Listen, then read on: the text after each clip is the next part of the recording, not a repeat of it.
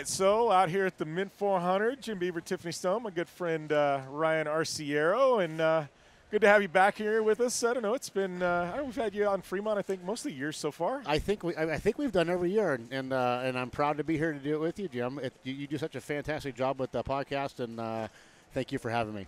Yeah, no, well, I mean, I guess first off, how'd qualifying go yesterday? Qualifying went solid.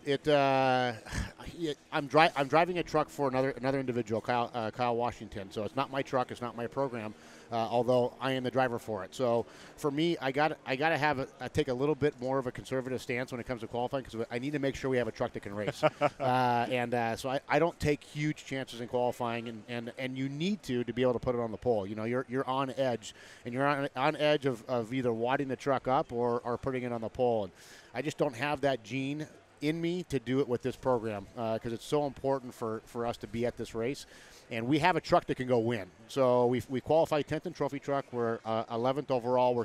So that means we start in the 6th row if the first guy leaves by himself. So I think we're sitting absolutely perfect for the race. We're in the group that we need to be in, and the truck is perfect for the race itself. This is a gnarly one. I mean, like, you know, starting 10th, that's not – you and I both know it seems like the guy who leads the first lap 9 times out of 10 doesn't win this race. No, it hasn't seemed that way for years. It's going to be attrition. And, you know, and it's funny because you saw that at Parker this year in the Parker race. That was a wild one.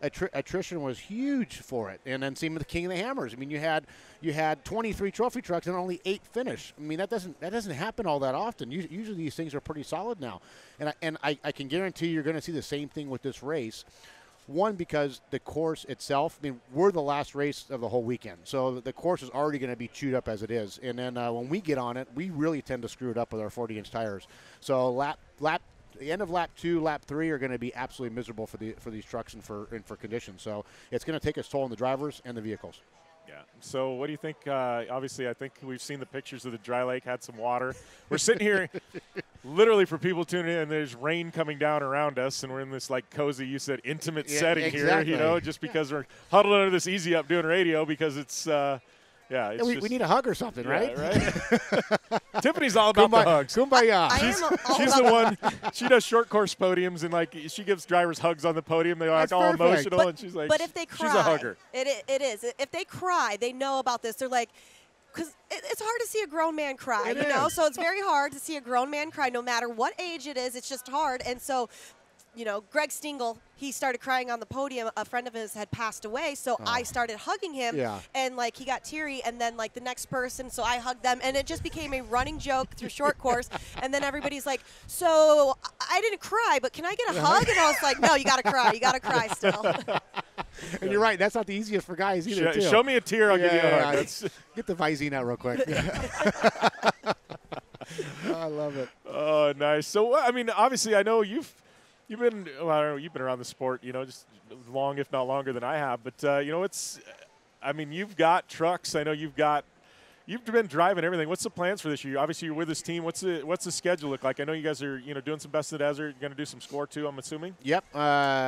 So the Herps put together a great program for Kyle. They work on the truck. They prep it. I raced with Kyle all last year. This was the debut of that truck last year. We had one mechanical issue that took us out of the win, but we finished, I believe, in the top 10 last year. This year, the Mint obviously will be our first one that kicks it off for us, and then it looks like San Felipe, and then the rest of the score races with maybe the Vegas Arena race thrown in there. So we're kind of waiting to see. Kyle's new to the sport. He absolutely loves it. We have great backing from Levi's and from which is a really cool sponsor, and then Troy Lee Designs, which is Troy Lee and motorsports in general, whether it be 2 or 4 wheel, is just synonymous, you know, and such a cool name. So we're glad to have him a part of it, and he's the one that designed the truck. And if you look at the truck is it's simple. It's got 3 colors on it. I love and that. they're vertical lines. Yeah. I mean. That's genius. No. I particularly love that. So yesterday I was out at the time trials and everything like that, and that truck came by, and it's iconic. It's very Americana, I guess, with the color scheme. For sure.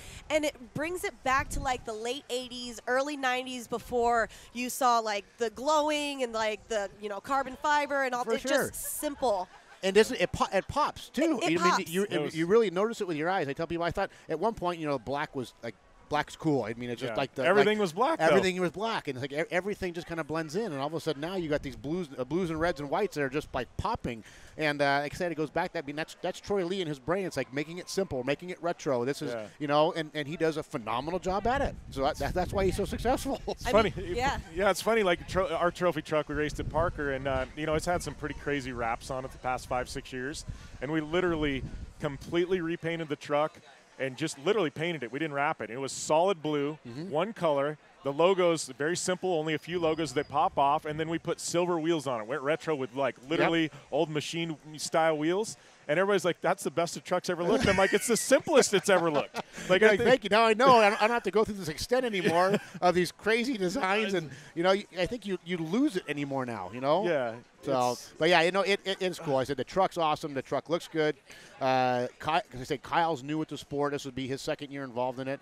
He's having a blast. He rides right seat with me, and he's probably one of the toughest guys I've ever met in my entire life. And that is no joke by saying that. I said, you got a guy who's green behind the ears, doesn't know anything about anything. The Vegas Torino 2 years ago was his first race, and he rode the entire race with me, never complained once. And that in itself, and Jim, you know it too. That's a tough race to get to the end. You got that. It's hot as hell when you start that race, and it's 500 and change miles of not as brutal as the Mint for 500 and change miles, but the length of it wears you down. And he was a trooper. We come to the Mint, no complaints from him once, and then we go to San Felipe, and I got a good little story for you about him. So San Felipe, he forgot to put his crotch belt. He forgot to hook it in at the start. And San Felipe is like the Mint, probably one of the roughest races we do all year long.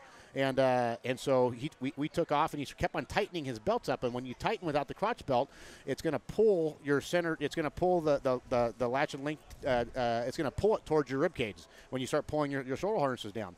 And so he started tightening him, so that whole latch and link system was underneath his rib cage as we were doing this race. And you've been to San Felipe, you know what those bumps look like over there, brutal. Jim. And he never said one word, with the exception of 3/4 of the way through the race in the roughest section we had. He looks at me and he says, "Man, there's a lot of bumps," and because he hadn't pre-run or nothing. And I said, "Yep." We get to the finish line, and his ribs were black and blue. I was waiting for him to say, stop. It's time for me to get out.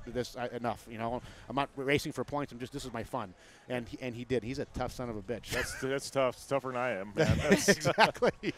So I know we cut short on time here, Ryan, but obviously you've won Baja before. You've gone and you raced some of the biggest events in the world. I know you've gone to Dakar and run that. What would win in the Mid 400 here? In a couple days. How would that mark up their overall Mid 400 win? On your mantle of trophies, where would that rank? And that's a good question. It's something I thought about during this week, and it's something I hold high in regards, because my dad and my uncle back in the 70s were doing this race, and it's a very important race, especially for the U.S. So for me, it would be extremely special to win this race. The Martelli brothers and Best in Desert have done a phenomenal job in promoting this race and bringing it to the next level. Yeah. And to bring that Levi's truck home first, that would be just everything. I'd put that trophy right next to the Baja 1000. Nice. Well, I appreciate the time, Ryan. Always fun catching up, buddy. And I know it's one of those you and I talk. I'm going to come to SoCal one of these days. We're going to just sit down and shoot the bull for like 2 hours and do a long. Please come. We're going to do it. We need to do it because you and I could talk for a couple hours. Absolutely. IndyCar stories and just all kinds of stuff. And now that you've been around this so long, now that you've ventured out besides the off-road stuff, and you're seeing the rally stuff, the IndyCar stuff, the NASCAR stuff, the drag racing stuff. Now we got some good stuff to talk about. Yeah, you and I, we're on this. We're getting close to the same level. I'm not quite to the Ryan Arciero level, but we'll have a lot to talk about. But always fun, buddy. Thanks a lot, Ryan. Thank you for having me on the show. I appreciate it. The best of luck to both of you guys with the rest of the weekend.